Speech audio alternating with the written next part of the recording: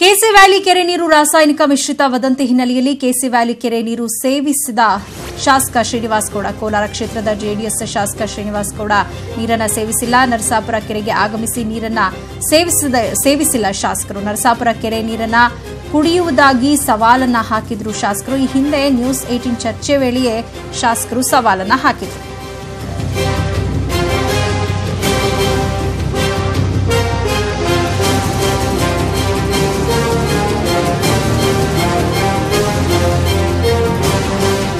ಗುಣಮಟ್ಟದ ಚರ್ಚೆ ವೇಳೆ ನೀರನ್ನ ಕುಡಿದು ತೋರಿಸುವೆ ಅಂತ ಶಾಸಕರು ಹೇಳಿದ್ರು. ನೊರೆ ಮಿಶ್ರಿತ ನೀರು ಹಿನ್ನೆಲೆಯಲ್ಲಿ ಕೆಸಿ ವ್ಯಾಲಿ ಯೋಜನೆ ನೀರು ಸ್ಥಗಿತಗೊಂಡಿತ್ತು. ಗುಣಮಟ್ಟದ ಪ್ರಮಾಣ ಪತ್ರ ನೀಡುವಂತೆ ಹೈಕೋರ್ಟ್ ಕೂಡ ಆದೇಶವನ್ನ ಮಾಡಿತ್ತು. ನೀರಿನ ಕುರಿತು ಊಹಾಪೋಹ ದೂರವಿಡಲು ಶಾಸಕರು ನಿರ್ಧಾರವನ್ನ ಮಾಡಿದ್ರು. ಬಟ್ ಈಗ ನೀರನ್ನ ಕುಡಿದು ತೋರಿಸ್ತೀನಿ ಅಂತ ಸವಾಲ್ ಹಾಕಿದಂತಹ ಶಾಸಕರು ಕೆಸಿ ವ್ಯಾಲಿ ಕೆರೆ ನೀರನ್ನ ಇದೀಗ ಸೇವಿಸಿದ್ದಾರೆ.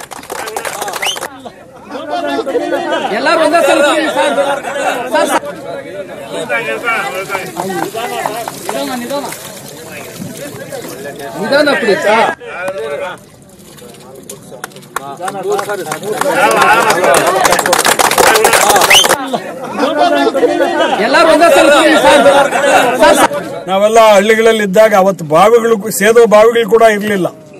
ಕುಂಟೆ ನೀರುಗಳೇ ಕುಡಿತಾ ಇದ್ವಿ. ಅದರಲ್ಲೇ ಹಸುಗಳನ್ನ ತೊಳಿತಾ ಇದ್ವಿ, ಎತ್ತುಗಳನ್ನ ತೊಳಿತಾ ಇದ್ವಿ. ಅದು ಸಗಣಿ ಅಲ್ಲೇ ಹಾಕೋದು.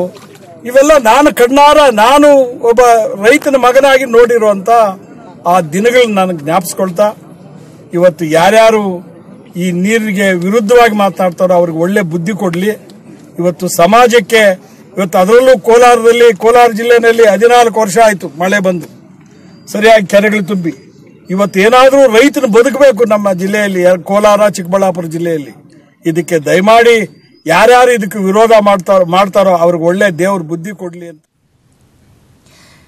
ಇದೀಗ ದೃಶ್ಯದಲ್ಲಿ ಕೂಡ ನೋಡ್ತಾ ಇದ್ದೀವಿ. ಕೋಲಾರ ಕ್ಷೇತ್ರದ ಜೆಡಿಎಸ್ ಶಾಸಕ ಶ್ರೀನಿವಾಸ್ ಗೌಡ ಕೆಸಿ ವ್ಯಾಲಿ ಕೆರೆ ನೀರನ್ನ ಸೇವಿಸಿದ್ದಾರೆ. ಈ ಹಿಂದೆ ಕೂಡ ಅವರು ಸವಾಲ್ ಹಾಕಿದ್ರು, ನಾನು ಕೆರೆ ನೀರನ್ನ ಕುಡಿದು ತೋರಿಸ್ತೀನಿ ಅನ್ನುವಂತಹ ಒಂದು ಮಾತನ್ನ ಹೇಳಿದ್ರು. ಅದೇ ರೀತಿಯಾಗಿ ಕೆರೆ ನೀರನ್ನ ಅವರು ಸೇವಿಸಿದ್ದಾರೆ. ಕೆಸಿ ವ್ಯಾಲಿ ಕೆರೆ ನೀರು ರಾಸಾಯನಿಕ ಮಿಶ್ರಿತ ಅನ್ನುವಂತಹ ಒಂದು ವದಂತಿ ಹಬ್ಬಿತ್ತು. ಇನ್ನು ನೀರಿನ ಗುಣಮಟ್ಟದ ಬಗ್ಗೆಯೇ ಪ್ರಶ್ನೆ ಮಾಡುವಂತಹ ಒಂದು ಸ್ಥಿತಿ ಕೂಡ ನಿರ್ಮಾಣ ಆಗಿತ್ತು. ಈ ಸಂದರ್ಭದಲ್ಲಿ ಸ್ವತಃ ಶಾಸಕರೇ ಈ ಒಂದು ಕೆರೆ ನೀರನ್ನ ಸೇವಿಸಿದ್ದಾರೆ.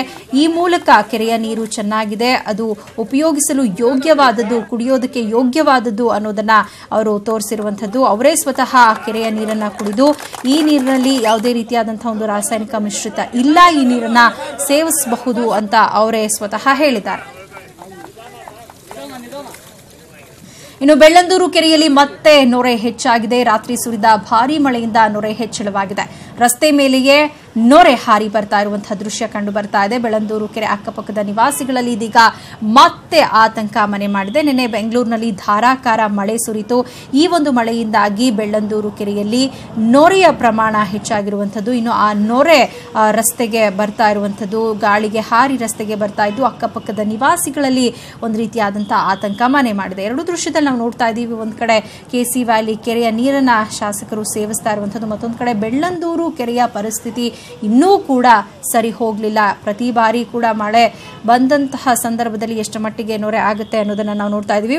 ಫೈನ್, ಈಗ ಕೆಸಿ ವ್ಯಾಲಿ ಕೆರೆ ನೀರನ್ನ ಸೇವಿಸಿರುವಂತಹ ಶಾಸಕರಾಗಿರುವಂತಹ ಶ್ರೀನಿವಾಸ್ ಗೌಡ ಅವರೇ ನಮ್ಮ ಜೊತೆ ದೂರವಾಣಿ ಸಂಪರ್ಕಕ್ಕೆ ಬಂದಿದ್ದಾರೆ. ಸರ್ ನಮಸ್ತೆ.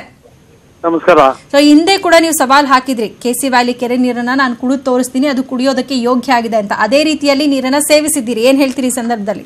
ಹೌದೌದು, ಕುಡಿದಿದ್ದೀನಿ, ಏನು ತೊಂದರೆ ಇಲ್ಲ. ನಾನು ಒಬ್ಬನೇ ಕುಡ್ದಿಲ್ಲ, ನೂರಾರು ಜನ ನನ್ನ ಜೊತೆಯಲ್ಲಿ ನೀರು ಕುಡಿದ್ರು. ಸಂಘ ಸಂಸ್ಥೆಗಳವ್ರು ಎಲ್ಲರೂ ನೀರು ಕುಡ್ದಿದ್ದಾರೆ. ಎಲ್ಲರೂ ಕೂಡ ಸಂತೋಷವಾಗಿದ್ದಾರೆ, ಏನೂ ಆಗಿಲ್ಲಮ್ಮ. ಹಾ, ಓಕೆ. ಬಟ್ ನಾವು ಅಲ್ಲಿ ಕೆರೆ ನೀರನ್ನ ನೋಡ್ತಾ ಇದೀವಿ, ಅಂದ್ರೆ ಒಂದ್ ರೀತಿಯಾಗಿ ಹಸಿರು ಬಣ್ಣದಲ್ಲಿ ಇರುವಂತದ್ದು. ಬಟ್ ಅದನ್ನ ನೋಡಿದ ತಕ್ಷಣ ಪ್ರತಿಯೊಬ್ರು ಕೂಡ ಅದನ್ನ ನಂಬಿ ಸೇವಿಸುವಂತ ಮನಸ್ಸು ಮಾಡ್ಬೇಕಲ್ಲ ಸರ್? ಅಮ್ಮ, ನೀವು ಪಟ್ಟಣದವರ ಹಳ್ಳೋರ? ಮೊದ್ಲು ಅದಕ್ಕೆ ಉತ್ತರ ಹೇಳ್ತೀನಿ, ಆಮೇಲೆ ನನ್ಗೆ ಹೇಳಿ. ನೀವು ಪಟ್ಟಣದವರ ಹಳ್ಳೋರ?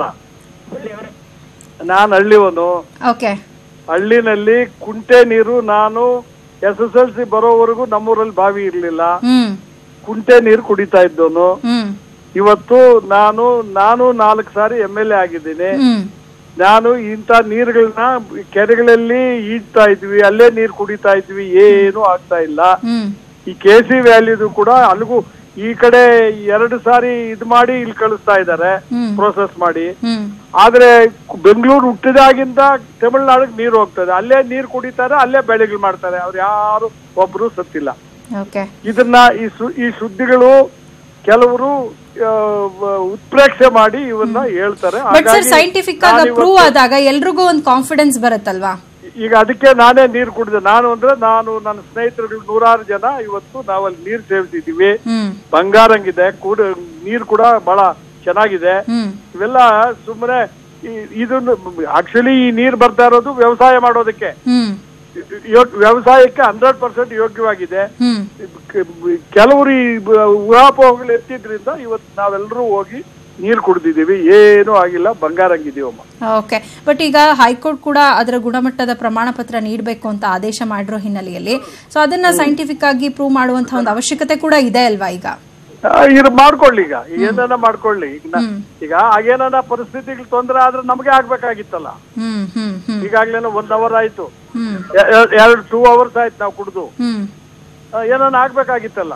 100 ಜನ ಕುಡಿದಿದೀವಿ. ಬಟ್ ಸರ್, ಈಗ ಒಂದೇ ಸಲ ತಕ್ಷಣಕ್ಕೆ ಕುಡಿದ ತಕ್ಷಣ ಅದು ರಿಯಾಕ್ಟ್ ಆಗುತ್ತೆ ಅನ್ನೋದಕ್ಕೆ ಅದು ನೀರು ಅಂದ್ರೆ ಪ್ರತಿದಿನ ಸೇವನೆ ಮಾಡ್ತಾ ಹೋದಾಗ ಬೇರೆ ರೀತಿಯಾದಂತಹ ಒಂದು ಆರೋಗ್ಯ ಸಮಸ್ಯೆಗಳು ಉಂಟಾಕುವಂತ ವ್ಯವಸ್ಥೆ. ನಾನು ಆಗ್ಲೇ ಹೇಳಿದೆ, ನಾನು ಚಿಕ್ಕ ಹುಡುಗನಾಗಿದ್ದಾಗ ಕುಂಟೆಯಲ್ಲಿ ನೀರ್ ತರ್ತಾ ಇದ್ರು ನಮ್ ತಾಯಿ. ಆ ನೀರನ್ನ ಕುಡಿದು ನಾವು ದೊಡ್ಡವರಾಗಿರೋದು, ನಮಗೆ ಏನು ಆಗ್ತಾ ಇಲ್ಲ. ಅಲ್ಲಿ ಕೂಡ ಕಸ ಕಡ್ಡಿ ಎಲ್ಲಾನು ಮಳೆ ಬಿದ್ದಾಗ ಅಕ್ಕಿ ಕುಂಟೆ ಒಳಗ್ ಬರ್ತಾ ಇತ್ತು. ಇವತ್ತು ಆ ಕುಂಟೆ ನಮ್ಮೂರಲ್ಲಿದೆ. ನಾನು SSLC PUC ಬರೋವರೆಗೂ ಅದೇ ನೀರು ಕುಡಿದಿದ್ದೀನಿ. ಆಮೇಲೆ ಬಾವಿ ಹೊಡೆದ್ರು, ಆ ಬಾವಿ ನೀರು ಕುಡಿದ್ರು, ಆ ಬಾವಿನೂ ಬತ್ತೋಯ್ತು. ಆಮೇಲೆ ಬೋರ್ವೆಲ್ಗಳಿಗೆ ಬಂದ್ರು. ಇವೆಲ್ಲ ವ್ಯವಸ್ಥೆ ಜೊತೆಯಲ್ಲಿ ಆಗ್ತಾ ಇರೋದು. ಇದರಿಂದ ಏನು ತೊಂದರೆ ಆಗಲ್ಲ. ನೀವು ಕೂಡ ದಯಮಾಡಿ ಈ ಸಮಾಜಕ್ಕೆ ಈ ನೀರು ಎಲ್ಲೆಲ್ಲಿ ಹೋಗ್ತದೆ ಎಲ್ಲ ಏನು ತೊಂದರೆ ಆಗಲ್ಲ. ನೀರು ಕುಡಿಯಕ್ಕೆ ಹೇಳಿ, ಕುಡಿಲಿ, ವ್ಯವಸಾಯ ಮಾಡ್ಲಿ. ಓಕೆ ಸರ್, ನೀವು ಮಾತಾಡಿದ್ದಕ್ಕಾಗಿ ಧನ್ಯವಾದ.